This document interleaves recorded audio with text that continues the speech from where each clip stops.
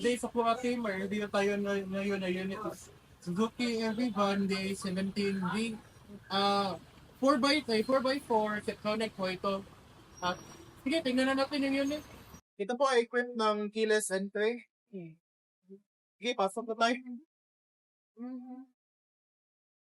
As you can see po, compared to the Day64W or 64V, mas maluwag po ito sa yung legroom. Tingnan niyo yung paahan ko, ang layo lang ng... I'm 5'7" po, tingnan niyo yung legroom ko. And kahit manual po, walang problema sa height ko. Yung pagtamak niyo sa clutch. Sige, start na natin.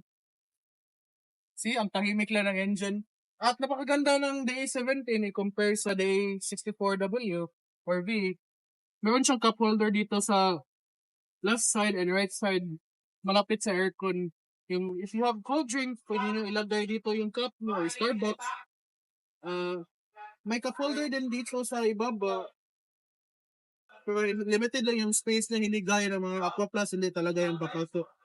At napakaganda nito is, ito ay Tiptronic po ito, 7-speed. Tingnan nyo, pwede natin mamanual tingnan natin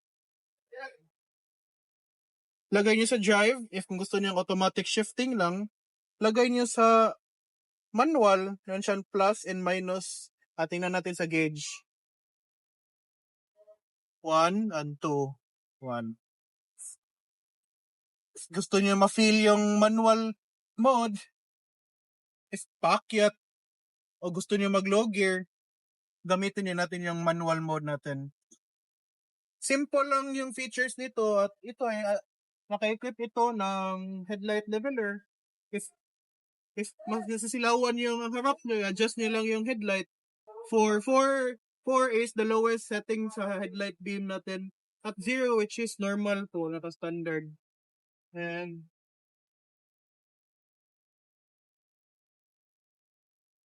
si client nagpa-install niya ng Android stereo, 7 inches lang po ito. And may Bluetooth, Android at Wi-Fi connectivity po ito siya. May Bluetooth and music, pwede natin gamitin USB. Kasi may gallery, video, Bluetooth, car info, radio. If gusto niya pa marinig ng mga balita, settings, music. Available din kami ng 9 inches touchscreen. Optional lang po yan at mag-add po kayo. And ang maganda ng Day17 po is napakalamig ng aircon nito. And the best talaga ang RO6A engine kasi ang tahimik lang eh. As you can see, tingnan nyo, parang hindi nag-start yung engine at ang tahimik lang talaga. And see, ito ay equipped na po ng pop-up cord. Okay, ang napakalakas. And ang napakaganda ng Day17, tingnan nyo sa ibabaw, may overhead console siya, lagyan niyo ng files, folder, or paypay, or anong lagyan niyo dito sa ibaba. And sun visor, and dome lights, and ito ay rear view mirror sa naka-equip po.